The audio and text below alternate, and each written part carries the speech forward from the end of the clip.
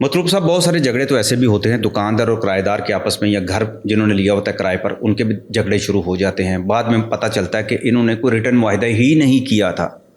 तो ये बताएं कि क्या रिटर्न मुआहिदा करना बड़ा ज़रूरी होता है? अगर किसी ने दुकान का, अपार्टमेंट का, फ्लैट का, घर का, फार्म हाउस का, किसी का भी अगर कोई मुआहिदा नहीं किया हुआ तो उसका नुकसान क्या होता है? देखिए जैसा जो आपका किराएदारी, आपका रेंट एग्रीमेंट होता है, ये एक ऐसा एग्रीमेंट है जो दो फ्री कैन के तल्लों को आपस में जोड़ता है। जब तक आपका एग्रीमेंट नहीं होगा तो आपका मालिक और किराएदार का जो रिश्ता है वो स्टैब्लिश ही नहीं होता।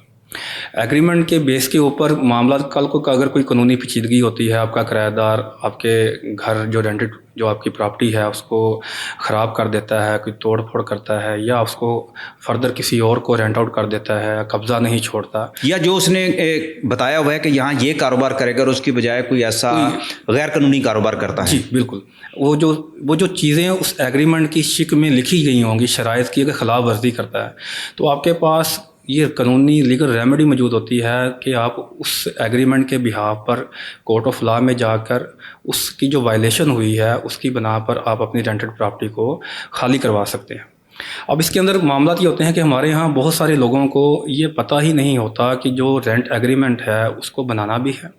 और उसको बनवाने के बाद उसको बाकायदा रजिस्टर्ड भी करवाना होता है। हमारे यहाँ पर क्या होता है कि बहुत सारे लोग एक मिनिमम जो लेस वैल्यू का स्टाम्प पेपर होता है वो बनाते हैं, उसको रजिस्टर्ड नहीं करवाते और बाद में फिर कानूनी लिटिगेशन मामलात में, पेचीदगियों में फंस जाते हैं। तो आपका सबसे पहले ज़रूरी होता है कि आप एक रेंट एग्रीमेंट बनाएं, उसकी जो प्रॉपर जो कोर्ट ने उसकी जो फ़ीस स्टाम्प ड्यूटीज़ मुकर्रर की हुई हैं वो आप पे करें। पे करने के बाद उसको सब रजिस्ट्रार के दफ्तर में उसको रजिस्टर्ड करवाएं ताकि आपका जो किराएदार और मालिक का जो रिश्ता है वो कानून की नज़र में इस्टेब्लिश हो जाए।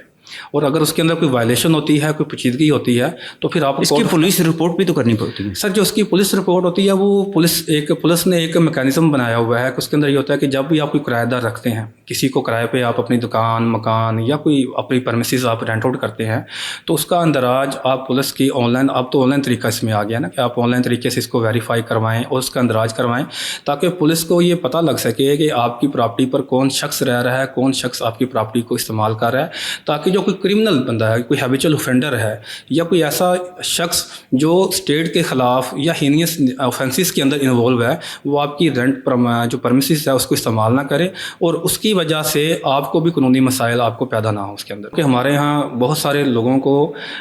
इस बात का इल्म ही नहीं होता कि जो हमारे कैंट एरियाज़ के अंदर जो प्रॉपर्टीज़ हैं, जो लोग रह रहे होते हैं, उनकी दुकानें, मकान वगैरह उस इलाके में होते हैं, तो अगर वो वहाँ पर कोई रेंट का इशू बनता है तो उन इलाकों के लिए कंटोनमेंट एरियाज़ के अंदर एक अलग से स्पेशल रेंट ट्रिब्यूनल जो है वो कायम किया जाता है कि उसकी स्पेशल मजिस्ट्रेट की अदालत वहाँ पर होती है। तो अगर उन इलाकों के जो केसेस के कोई डिस्प्यूट्स होते हैं तो वो अमूमी तौर पर अपने इलाके की जो सिविल कोर्ट्स हैं या जो उनके रेंट कंट्रोलर हैं उन्हीं के पास वो अपने रेंट के केसेस को फाइल कर रहे होते हैं। मगर यहाँ पर कानूनी तौर पर उनके पास ये इख्तियार होता है कि अगर किसी रेंट के कंटोनमेंट के इलाके में किसी रेंट डिस्प्यूट का आपको कोई मामला पैदा होता है तो आप अपने इलाके के जो रेंट कंट्रोलर है, जो कंटोनमेंट एरिया के अंदर ही बैठे होते हैं, वहाँ पर आप अपने मुकदमे को, अपने केस को, पिटिशन को फाइल कर सकते हैं और वहाँ से अपने मामले का कानूनी हल निकलवा सकते हैं। बहुत बहुत शुक्रिया मतलूब साहब।